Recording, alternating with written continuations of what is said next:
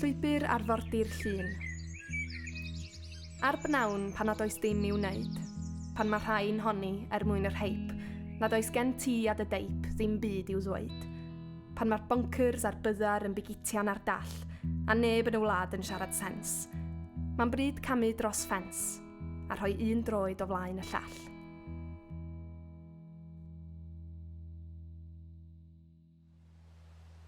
Porth Meudwy. Roedd unwaith y ddyn a oedd am blannu gwynllan yn llun, nid da ganddo fewn forio. Roedd ganddo lethyr a wynebau'r de, ac awydd yn ei galon i wneud pethau drosto'i hun. Doedd blas poteli tramor ddim yn plesio, llyncu balchder oedd llwcio gwydreidiau o wledydd pell, ond nid gwell, plannu'n annibynnol, meithrin ein grawnwyn ni ein hunain, ei gwasgu gartref, ac e plesur sydd yn wyn cynhenid. Gosododd ei ddôl a gofal gŵr a ddarllenodd lyfrau am y pwnc. Rhoi ffensys a gwifrau i gynnal canghennau, cyn plannu'r prenau mewn pridd nad oedd eisiau gwybod. I dderbyn haul gwan anfynych a herddiadau hallt awel y môr. Gwnaeth hyn oll.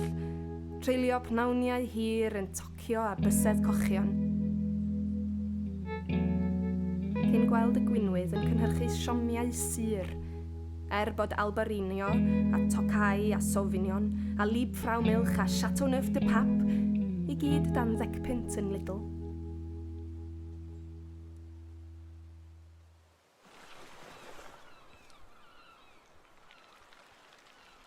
Castellmarch.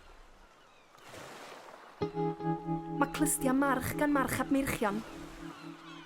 Pwy fi'n bryglu ach wrth y brwyn. Diolch, met, am ddeud y blincin amlwg. Pam arall fyddai o'n torri i wallt fel hyn? Doedd yr enw ddim yn gliw. Roedden ni'n gwybod, a gynta'n gwybod yn bod ni'n gwybod, a phawb yn ddigon bodlon deud dim byd. Rwan, rhaid ffigio syndod a chuddio embaras a cheisio peidio a sbio ar ochrau ben.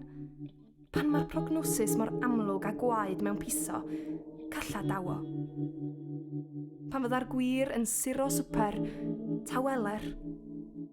Pan nad oes gwahaniaeth y gall neb ei wneud, paid a deud.